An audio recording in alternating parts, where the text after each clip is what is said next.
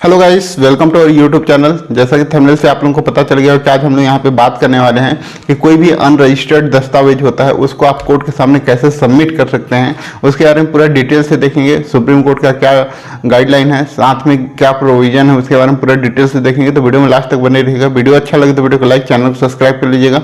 मैं advocate Om Prakash, officer owner associate law firm Ambikapur से आप सभी लोगों का स्वागत करता हूँ। तो चलिए शुरू करते हैं। तो सबसे पहले हम लोग एक चीज़ यहाँ पे देखते हैं कि अगर कोई भी सेल हम लोग प्रॉपर्टी को डील करते हैं, जैसे सेल करेंगे या लीज में देते हैं, तो उसको वहाँ पे रजिस्टर्ड कराना बहुत अनिवार्य होता है। अगर आप उस चीज़ को वहाँ पे रजिस्टर्ड नहीं कराते हैं तो आपको आगे चल के एविडेंस के तौर पे आप वहाँ पे कोर्ट में एक्सेप्ट उसको नहीं करा सकते। तो उसके लिए जो है सेक्शन 17 रजिस्ट्रेशन एक्ट में दिया हुआ है कि कौन कौन से दस्तावेज को आप वहाँ पे रजिस्टर्ड कराना होगा।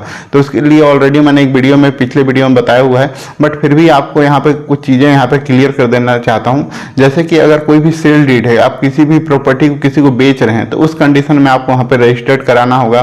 साथ ही आपको अगर 1 साल से ज़्यादा 11 महीने से ऊपर आपको किसी को लीज में दे रहे हैं या किराए में दे रहे हैं, तो उस कंडीशन में भी आपको वहाँ पे रजिस्टर्ड कराना होगा। या कोई भी स्थायी संपत्ति है, ठीक है, जिसका वैल्यू 100 रुपये से ऊपर है, तो उस कंडीशन में उसको आपको रजिस्टर्ड कराना अनिवार्य है। अगर आप इस चीज़ को अगर रजिस्टर्ड नहीं कराएंगे तो आगे चल के जो सेक्शन 49 है क्लॉज सी, उसमें दिया हुआ है कि अनरजिस्टर्ड दस्तावेज को आप कोर्ट के सामने एविडेंस के तौर पे वहाँ पे यूज नहीं किया जा सकता है। तो इसी के लिए यहाँ पे, लेकिन वहाँ पे कंडीशन दिया हुआ है कि कोलेटरल ट्रांजैक्शन के थ्रू वहाँ पे एक्सेप्ट किया जा सकता है। तो कोलेटरल ट्रांजैक्शन क्या होता है उसको हम लोग आगे चल के देखेंगे, जिसके बारे में यहाँ पे सुप्रीम कोर्ट में उसी चीज के बारे में वहाँ पे बताया गया है। ठीक है, तो यहाँ पे सबसे पहले हम लोग जो केस का नाम है उसको देख लेते हैं। MS pole rubber industry private limited and Amit Chand Mitra and others अनादर्स, ये आपका केस नंबर है, जो जिसका यहाँ पे सिविल अपील नंबर है 15774 ऑफ 2022, जिसका जजमेंट डेट है 25 सितंबर 2023, जो कि एकदम लेटेस्ट जजमेंट है, इसी मंथ का जजमेंट आया हुआ है। तो यहाँ पे हम लोग इसको देखेंगे। ठीक है, तो सबसे पहले हम लोग यहाँ पे केस का जो है फैक्ट को समझ लेते हैं। यहाँ पे एक लैंड लेडी होती है, वो एक पार्टी से वहाँ पे एक लीज एग्रीमेंट करती है 5 साल के लिए। ठीक है, तो 5 साल के बाद वो जो लीज जो लिया रहता है वो उस प्रॉपर्टी को ना तो खाली करता है, ना ही उनको कोई रेंट वगैरह वहाँ पे करता है। तो उस कंडीशन में जो लैंड लेडी है उनके द्वारा उनको रिक्वेस्ट किया जाता है कि आप उस प्रॉपर्टी को खाली कर दें। तो उनके द्वारा एक 15 दिन का एक नोटिस वहाँ पे सर्व किया जाता है उसके पास। तो वो नोटिस का जवाब नहीं देते हैं और उसके बाद यहाँ पे नोटिस में लिखा रहता है कि आप 15 दिन के अंदर आप वहाँ पे प्रॉपर्टी को खाली कर दें, अन्यथा आपको वहाँ पे कोर्ट में जाना पड़ेगा।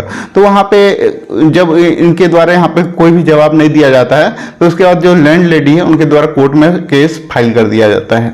तो वहाँ पे जो लीज लिए होते हैं उनके द्वारा इस चीज़ को कहा जाता है कि उनका जो भी बीच में जो लैंड एग्रीमेंट हुआ था लैंड को लेके, तो वो मैन्युफैक्चरिंग के लिए था। ठीक है, मैन्युफैक्चरिंग यूनिट के लिए था।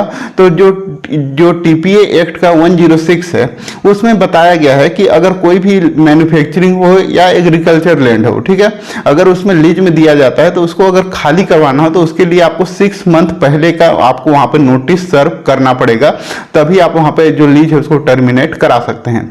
लेकिन यहाँ पे लैंड लेडी के द्वारा वहां पे सिर्फ 15 दिन का नोटिस वहां पे सर्व किया गया था, इसीलिए जो है एक केस मेंटेनेबल नहीं है।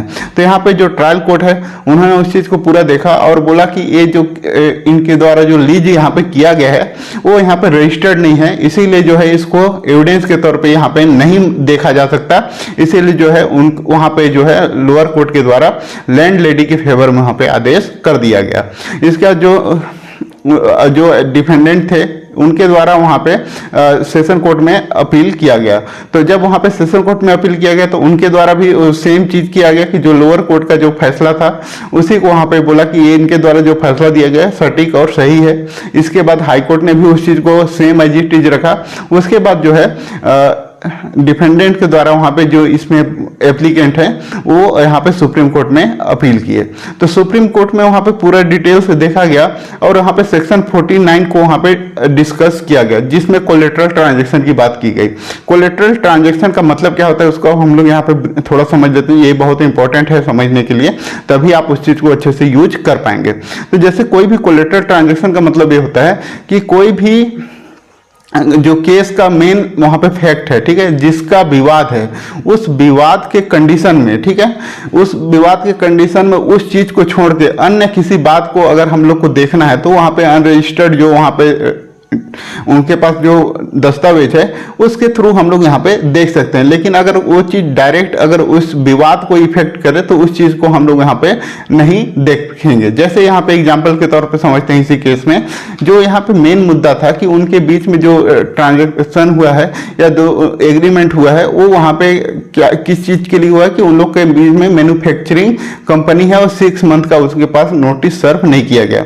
तो हम लोग जो ये दस्तावेज कोलेटरल ट्रांजेक्शन के थ्रू अगर देखना चाहें तो हम लोग इस चीज को वहां पे नहीं देख सकते उसके थ्रू कि उनके बीच में जो है किस चीज को वहां पे लीज एग्रीमेंट हुआ है कि उसमें सिर्फ वहां पे मैन्युफैक्चरिंग ट्रांजैक्शन के लिए हुआ है, तो उस चीज को हम लोग यहाँ पे नहीं देख सकते क्योंकि वो डायरेक्ट जो विवाद है उसी का वहां पे डायरेक्ट इफेक्ट पड़ता है। इसीलिए यहाँ पे हम लोग अगर लेकिन इनडायरेक्टली तौर पे कोलेटरल ट्रांजैक्शन के तौर पे अगर हम लोग उसमें देखना चाहें कि उनके द्वारा कितना रेंट दिया जाता था पर ईयर का या पर मंथ का, तो हम लोग वहां पे उस दस्तावेज को वहां पे देख सकते हैं क्योंकि वहां पे रेंट को लेकर कोई भी विवाद नहीं है। तो इस तरीके से आप वहां पे इस तरीके का अगर आपके पास दस्तावेज है तो उसको यूज कर सकते हैं जो डायरेक्ट उसका इफेक्ट ना पड़े। तो इस तरीके का अगर आपके पास कोई लॉयर अगर अच्छे से होंगे तो आप उसको अलग से यूज वहां पे कर सकते हैं। कैसे करेंगे उसके बारे में हम लोग आगे देखेंगे। साथ ही हम लोग ये देखते हैं कि कोई भी दस्तावेज को अगर रजिस्टर्ड क्यों नहीं कराया जाता है, तो किसी को अज्ञानतावश या तो उनको जानकारी नहीं होती कि उसको रजिस्टर्ड कराना चाहिए या नहीं कराना चाहिए, इसलिए वो लोग नहीं कराते हैं, या तो फिर अपना स्टाम्प का जो शुल्क होता है उसको बचाने के लिए वहां पे रजिस्टर्ड नहीं कराया जाता है।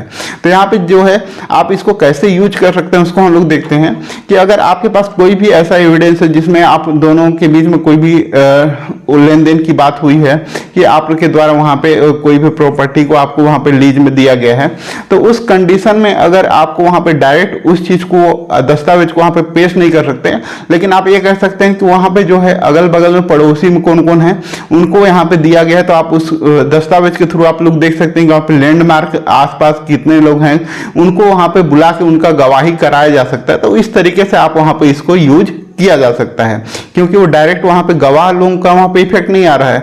उस कंडीशन में आप उसको अलग तरीके से वहां पे कोलेटरल ट्रांजैक्शन को कनेक्ट करते हुए आप उसको वहां पे यूज कर सकते हैं। वीडियो अच्छा लगा तो वीडियो को लाइक करें, चैनल को सब्सक्राइब करें ताकि आप लोगों को इस तरह का अपडेट मिल सके। वीडियो को लास्ट तक देखने के लिए आप सभी लोगों को धन्यवाद। जय हिंद, जय भारत।